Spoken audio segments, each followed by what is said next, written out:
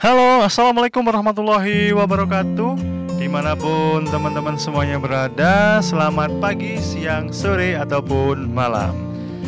Semoga semuanya dalam keadaan sehat dan jangan lupa bahagia.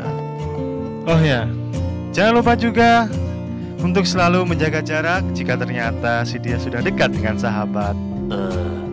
Pada kesempatan kali ini kita akan membahas mengenai materi hak atas satuan rumah susun. Nah, bisa teman-teman lihat di dalam slide.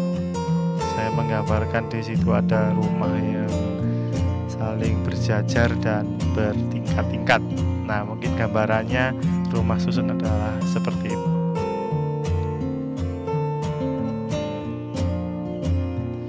Nah, berikut adalah cover judulnya. Ini adalah video saya yang ke-9. Alhamdulillah, semoga nanti bisa selesai semua videonya. Berbicara mengenai hak atas satuan rumah susun, atau ya kita sebut aja sebagai rumah susun gitu ya, atau sarusun.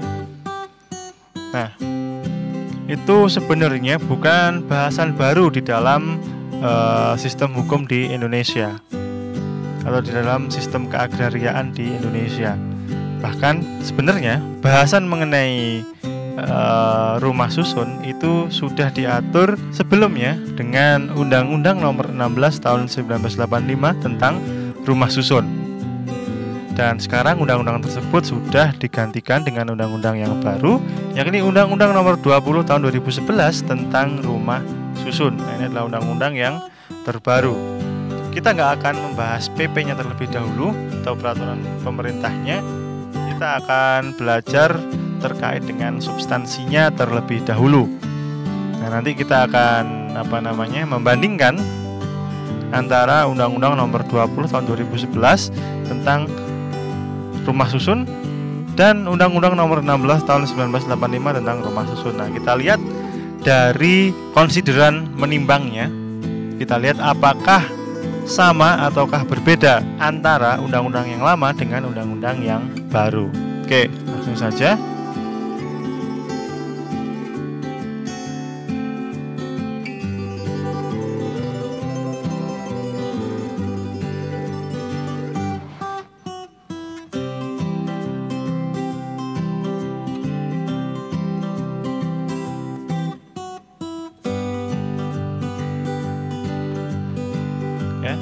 Nah, ini saya bagi dua terlebih dahulu. Oke. 75%.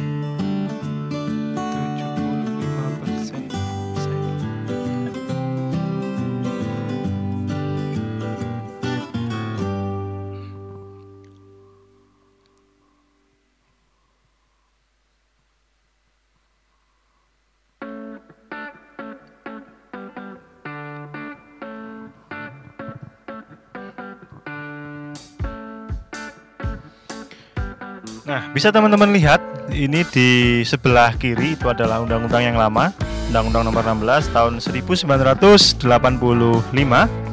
dan yang sebelah kanan itu merupakan undang-undang yang baru, Undang-Undang Nomor 20 Tahun 2011. Nah, kita lihat di konsideran menimbangnya mulai dari yang lama terlebih dahulu. Bahwa konsideran menimbang yang pertama itu terkait dengan untuk mewujudkan kesejahteraan umum dan peningkatan taraf hidup rakyat, khususnya dalam usaha pemerataan pemenuhan kebutuhan pokok akan perumahan. Nah, ini untuk pemenuhan kebutuhan dasar yang kalau teman-teman belajar dulu itu ada sandang, pangan, dan papan. Kemudian di dalam Undang-Undang Nomor 20 Tahun 2011 yang pada poin A disebutkan bahwa setiap orang berhak hidup sejahtera lahir dan batin, bertempat tinggal dan mendapatkan lingkungan hidup yang baik dan sehat, yang mana itu merupakan kebutuhan dasar manusia. Di dalam undang-undang yang baru ternyata disebutkan bahwa kebutuhan dasar manusia itu adalah hidup sejahtera lahir dan batin, kemudian memiliki tempat tinggal dan mendapatkan lingkungan hidup yang baik dan sehat bukan berarti sandang, pangan, dan papan itu keliru, enggak. Jadi ini merupakan kebutuhan dasar manusia menurut undang-undang mengenai rumah susun ini. Nah, mungkin oleh ahli yang lain kebutuhan dasar manusia itu berbeda. Kemudian yang kedua, bahwa dalam rangka peningkatan daya guna dan hasil guna tanah bagi pembangunan perumahan dan untuk lebih meningkatkan kualitas lingkungan pemukiman, terutama di daerah-daerah yang berpenduduk padat tetapi hanya tersedia luas tanah yang terbatas, dirasakan perlu untuk lantai yang dibagi atas bagian-bagian yang dimiliki bersama dan satuan-satuan yang masing-masing dapat dimiliki secara terpisah untuk dihuni dengan memperhatikan faktor sosial budaya yang hidup dalam masyarakat. Oke, mungkin dahulu rumah susun itu merupakan hal yang baru bagi masyarakat Indonesia. Namun sudah dari dulu bahwa pemerintah atau bahwa negara sudah menyadari bahwa di dalam lahan yang sempit, terutama di perkotaan, tidak mungkin akan terus-menerus membuka lahan untuk digunakan satu rumah. Maka untuk menata agar lebih terjamin lagi kualitas lingkungannya, maka dibuatlah rumah susun ini tadi. Nah, kemudian jika kita lihat dulu di konsideran pengingatnya, ada pasal 5 ayat 1 dan pasal 20 Undang-Undang Dasar 1945. Kemudian ada Undang-Undang Pokok Agraria, Undang-Undang Nomor 1 Tahun 1964 tentang penetapan peraturan pemerintah pengganti Undang-Undang Nomor 6 Tahun 1962 tentang pokok-pokok perumahan. Nah, dasarnya cuma dua ini. Nah, jika dilihat di dalam pengaturan yang baru, ternyata konsideran menimbangnya itu bertambah beberapa poin jika dibandingkan dengan Undang-Undang Rumah Susun yang lama. Nah, kita lanjutkan, tadi yang A sudah, sekarang kita membahas yang B. Bahwa negara bertanggung jawab melindungi segenap bangsa Indonesia dalam penyelenggaraan perumahan melalui rumah susun yang layak bagi kehidupan yang sehat, aman, harmonis, dan berkelanjutan di seluruh wilayah Indonesia. Nah, kalau saya baca di sini, ini menunjukkan bahwa negara itu menyelenggarakan atau memenuhi hak warga negaranya terkait dengan tempat tinggal, tidak hanya berfokuskan di kota saja, karena di belakang dituliskan bahwa berkelanjutan di seluruh wilayah Indonesia. Namun untuk kondisi sekarang gitu ya, mungkin perumahan di perkotaan itu mungkin sangat diperlukan untuk membangun rumah susun. Nah, ini juga untuk mengurangi pemukiman-pemukiman kumuh yang biasanya itu ada di daerah sekitar perkotaan. Saya lanjutkan kemudian di poin C, bahwa setiap orang dapat berpartisipasi untuk memenuhi kebutuhan tempat tinggal melalui pembangunan rumah susun yang layak, aman, harmonis, terjangkau secara mandiri dan berkelanjutan. Nah, di poin C ini saya rasa ini berkaitan dengan investasi, bahwa setiap orang dapat berpartisipasi untuk memenuhi kebutuhan tempat tinggal. Nah, jadi nanti di dalam hak atas satuan rumah susun ini itu ada jenis-jenis rumah susun, yang mana jenisnya ini ada yang memang dipakai untuk memenuhi kebutuhan masyarakat, ada yang dipakai untuk diambil keuntungan, atau memang benar-benar untuk dijadikan sebagai lahan bisnis seperti itu. Nah, kita lanjutkan di huruf D, bahwa negara berkewajiban memenuhi kebutuhan tempat tinggal yang terjangkau bagi masyarakat berpenghasilan rendah. Nah, ini bagi masyarakat yang berpenghasilan rendah. Tapi rendahnya itu seperti apa? Coba nanti akan saya cari tahu standarnya. Itu akan dibantu pemenuhannya oleh negara. Kemudian yang E, bahwa undang-undang yang lama ini tadi, Undang-Undang Nomor 16 Tahun 1985 tentang rumah susun, tidak sesuai dengan perkembangan hukum, kebutuhan setiap orang dan partisipasi masyarakat, serta tanggung jawab dan kewajiban negara dalam penyelenggaraan rumah susun, sehingga perlu diganti.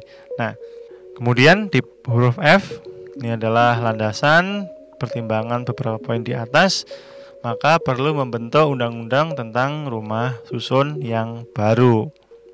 Nah, jika dilihat di konsideran mengingat, ada perbedaan. Nah, tentunya ada perbedaan karena setelah undang-undang, setelah UUD ini diamandemen.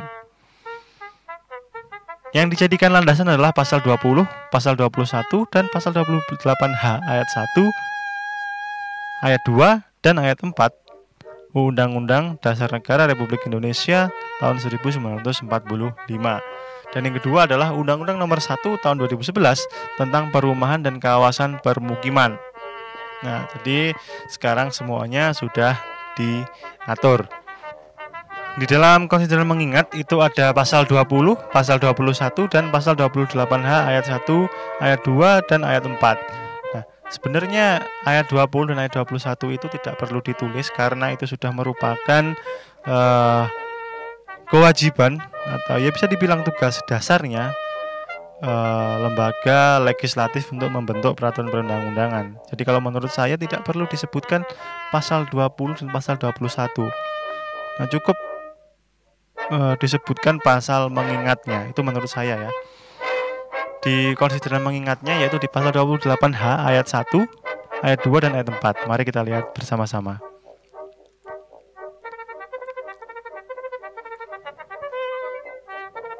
Ayat 1. Setiap orang berhak hidup sejahtera, lahir dan batin, bertempat tinggal, dan mendapatkan lingkungan hidup yang baik dan sehat, serta berhak memperoleh pelayanan kesehatan. Oke, jadi ini saya highlight yang ini, bertempat tinggal. Nah, ini yang jadi poin utamanya. Kemudian mendapatkan lingkungan hidup yang baik dan sehat. Bisa dijadikan dasar utamanya untuk landasan kita berbicara mengenai hak atas satuan rumah susun. Kemudian di pasal 2,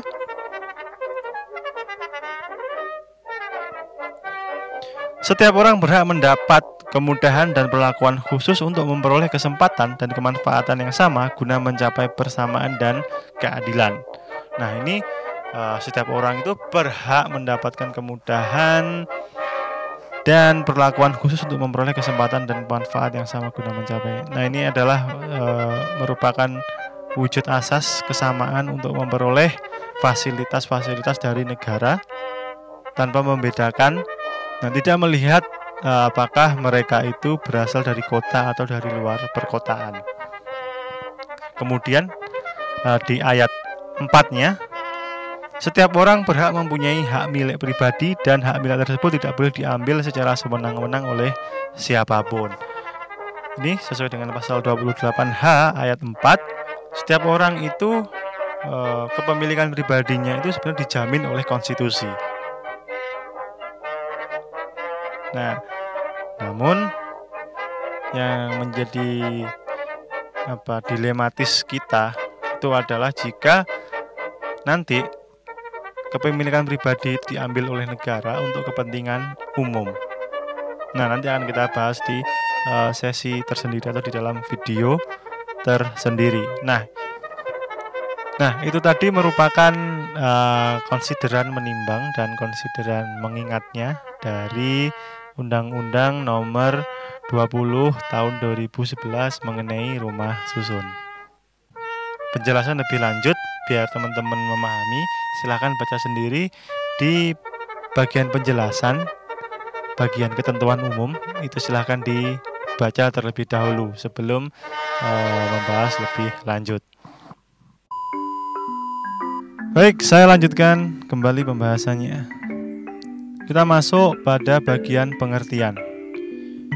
Nah, di sini sebelumnya ini adalah pengertian dari rumah susun yang saya ambil dari pasal 1 Undang-Undang Nomor 20 Tahun 2011 tentang rumah susun. Nah, yang dimaksud rumah susun itu adalah bangunan gedung bertingkat yang dibangun dalam suatu lingkungan yang terbagi dalam bagian-bagian yang distrukturkan secara fungsional, baik dalam arah horizontal maupun vertikal, dan merupakan satuan-satuan yang masing-masing dapat memiliki dan digunakan secara terpisah, terutama untuk tempat hunian yang dilengkapi dengan bagian bersama, benda bersama, dan tanah bersama. Nah, pengertian ini kemudian saya bagi menjadi 2 paragraf biar teman-teman mudah untuk memahami maksudnya. Oke, kita bahas mulai dari yang paragraf pertama terlebih dahulu.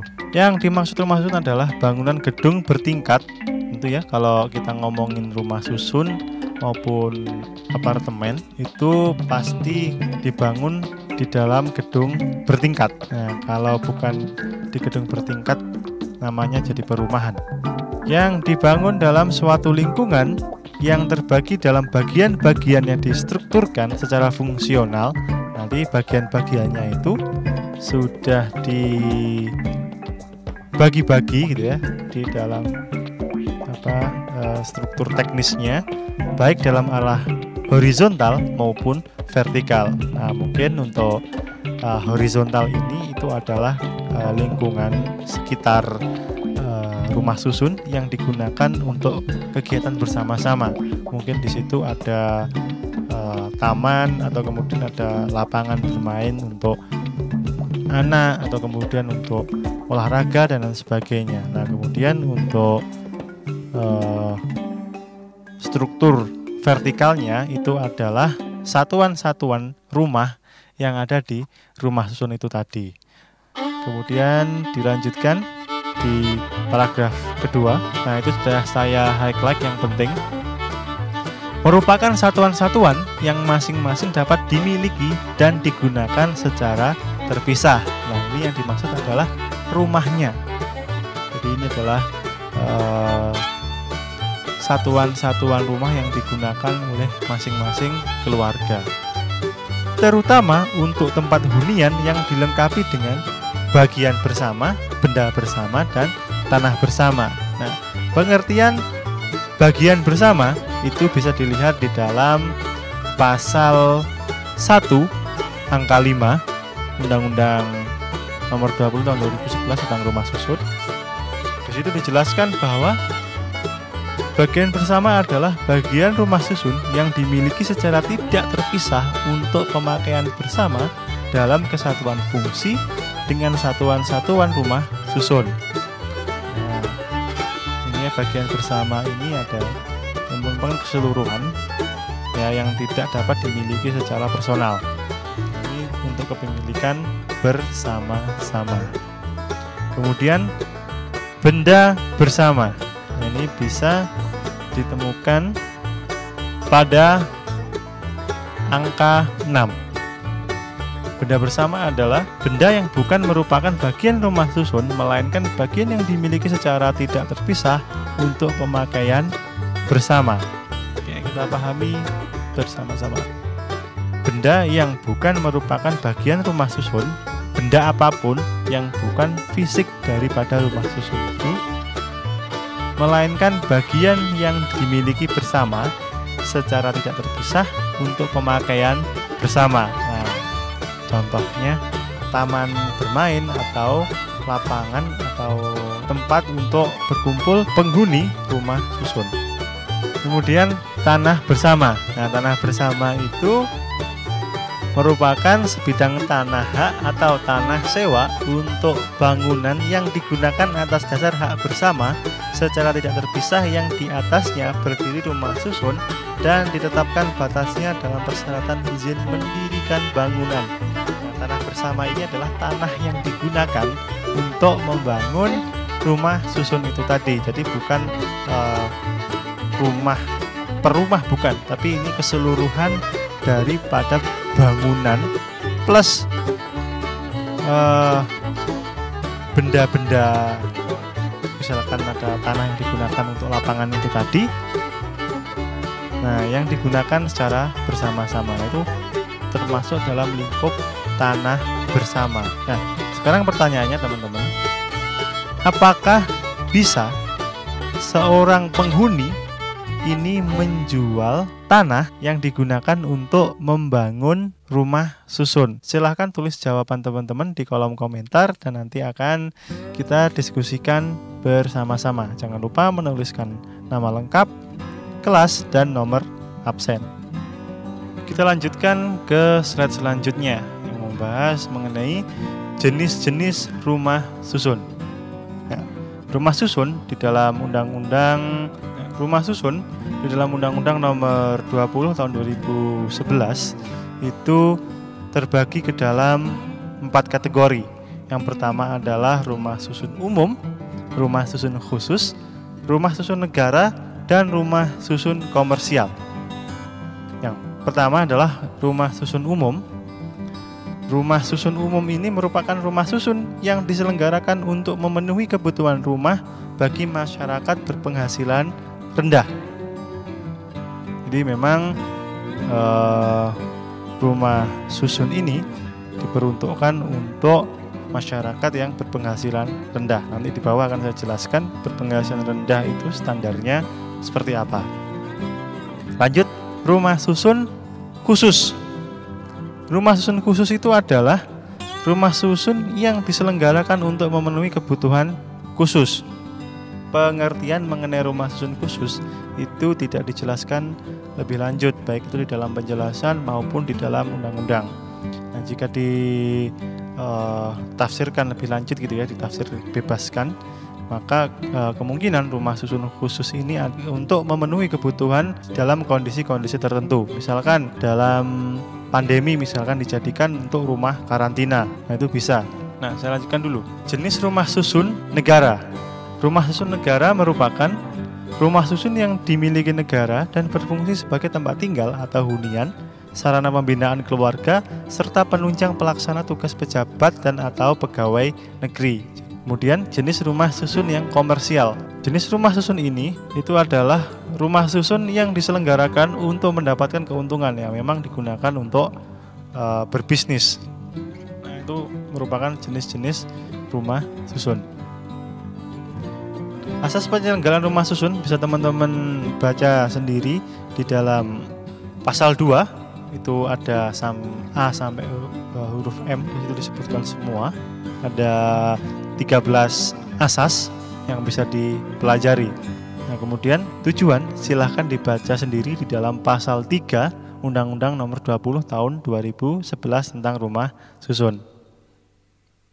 Nah, ruang lingkup penyelenggaraan rumah susun itu ada berbagai macam, mulai dari pembinaan, perencanaan, pembangunan, penguasaan, pemilikan, dan pemanfaatan, pengelolaan, peningkatan kualitas, pengendalian, kelembagaan, tugas dan wewenang, hak dan kewajiban, pendanaan dan sistem pembiayaan, dan peran masyarakat.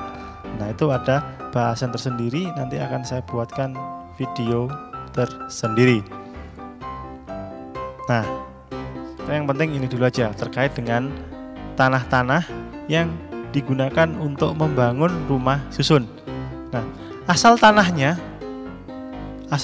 yang digunakan untuk rumah susun itu di dalam undang-undang diatur bahwa ada 5 kategori tanah-tanah yang bisa digunakan untuk membangun rumah susun. Yang pertama adalah tanah dengan alas hak milik. Yang kedua adalah tanah dengan alas hak guna bangunan atas tanah negara.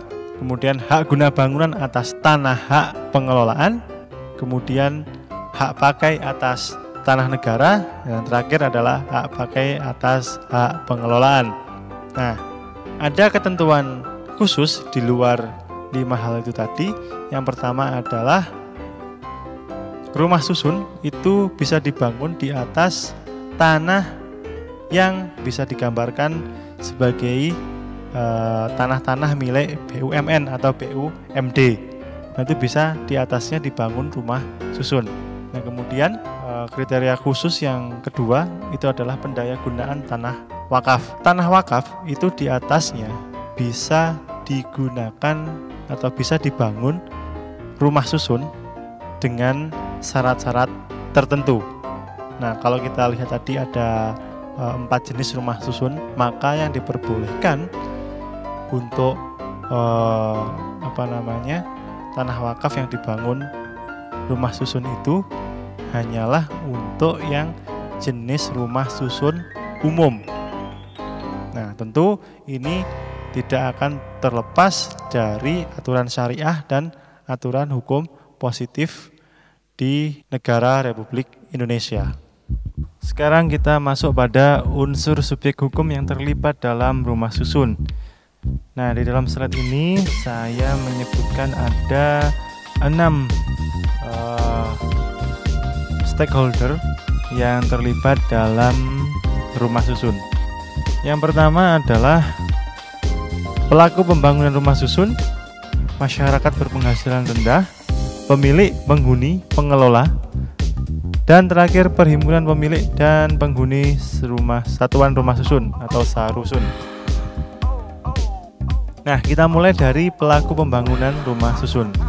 Di dalam Undang-Undang Nomor 20 Tahun 2011 tentang Rumah Susun, pada pasal 1 angka 15, pelaku pembangunan rumah susun adalah setiap orang dan atau pemerintah yang melakukan pembangunan perumahan dan permukiman. Kemudian dilanjut terlebih dahulu di angka 16 bahwa setiap orang adalah orang perseorangan atau badan hukum. Jadi di dalam undang-undang ini antara istilah perseorangan dan badan hukum itu diwakili oleh istilah setiap orang. Jadi setiap orang itu bisa mewakili orang perseorangan atau badan hukum. Pelaku pembangunan rumah susun ini adalah orang-orang yang melakukan pembangunan rumah susun. Kemudian yang kedua, masyarakat berpenghasilan rendah. Nah, ini sebenarnya gimana ya ngomongnya? Bisa masuk ke dalam unsur, tapi tidak semuanya. Dan ini dikhususkan untuk rumah susun yang sifat atau yang jenisnya yang umum.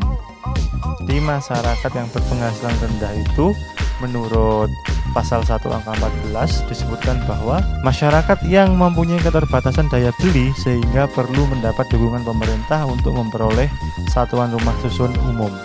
Nah, di dalam angka 14 ini kemudian saya mencari indikatornya apa. Di dalam undang-undang ini saya cari sampai bawah, ternyata tidak dijelaskan lebih lanjut mengenai kriteria atau indikator masyarakat berpenghasilan rendah itu seperti apa. Nah, kemudian saya coba searching lagi gitu ya, ternyata ketemunya itu ada di Peraturan Menteri Pekerjaan Umum dan Perumahan Rakyat Republik Indonesia atau Permen PUPR. Nah, ini Peraturan Menteri Pekerjaan Umum dan Perumahan Rakyat Republik Indonesia nomor 10/PRT/M/2019 tentang kriteria masyarakat berpenghasilan rendah dan persyaratan kemudahan perolehan rumah bagi masyarakat berpenghasilan rendah. Jadi ini mencakup kriteria masyarakat yang berpenghasilan rendah itu seperti apa, dan persyaratan kemudahan. Nah, ini ada semacam subsidi atau bantuan dari pemerintah bagi masyarakat yang berpenghasilan rendah untuk memiliki hunian atau rumah yang layak. Langsung kita scroll ke bawah.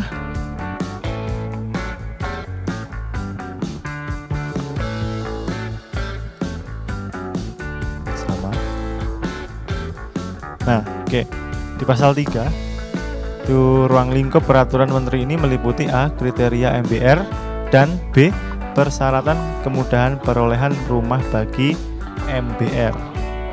Nah, kemudian dari pasal 3 ini dijelaskan lebih lanjut di pasal 4-nya bahwa kriteria masyarakat berpenghasilan rendah merupakan indikator dalam menentukan masyarakat yang termasuk MBR. Pasal 4 ayat 2-nya, kriteria MBR meliputi batas penghasilan rumah tangga MBR dan penghasilan rumah tangga. Nah, di pasal 5-nya dijelaskan batas penghasilan rumah tangga. Nah, di dalam peraturan menteri ini ternyata pun juga tidak disebutkan secara gamblang atau secara tersurat gitu ya. standar penghasilannya itu berapa. Kalau toh memang setiap daerah berbeda, harusnya ada pengaturan lebih lanjut lagi. Tapi apakah seharusnya tidak diatur dalam permen ini, karena peraturan menteri ini sudah mencakup kriteria. Nah, seharusnya indikator-indikatornya sudah muncul di sini, tapi ternyata diatur lebih lanjut lagi melalui ketetapan yang dikeluarkan oleh menteri terkait. Nah, pasal 5 ayat 1, batas penghasilan rumah tangga MBR sebagaimana dimaksud dalam pasal 4 ayat 2 huruf A merupakan nilai penghasilan rumah tangga paling besar untuk pemberian kemudahan perolehan rumah bagi MBR. Oke. Kemudian di pasal 5 ayat 2-nya, batas penghasilan rumah tangga MBR sebagaimana dimaksud pada ayat 1 ditetapkan oleh menteri. Nah, pengertian menteri kita coba lihat, menteri siapakah yang dimaksud?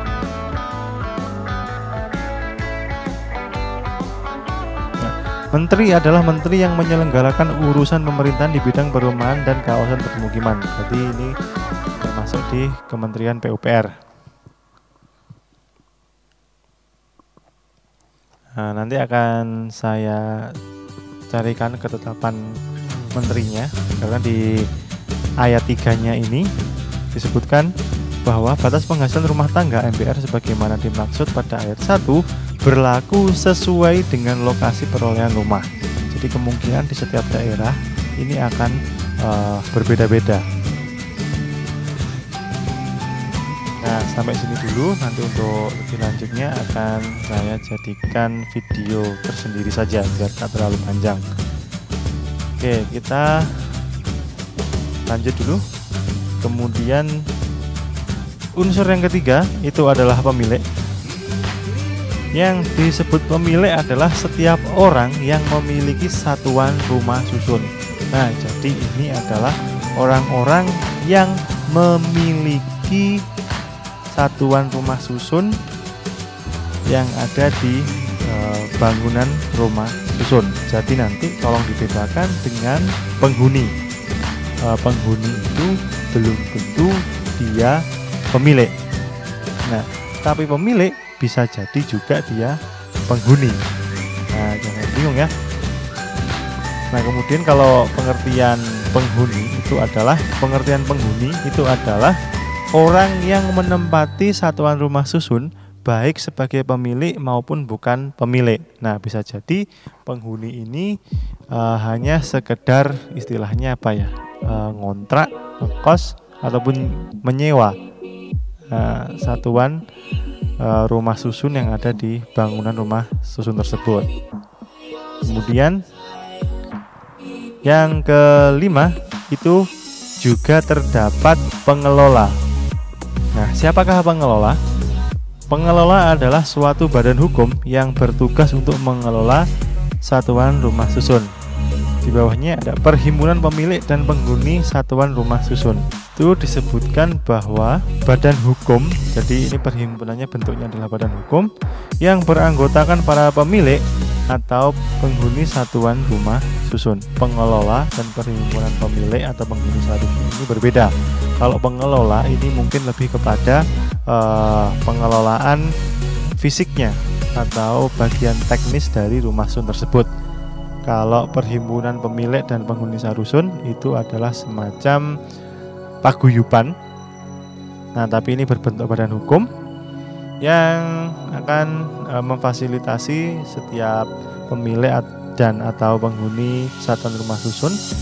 Nah, hak atas satuan rumah susun dapat dijadikan jaminan utang dengan dibebani hak tanggungan.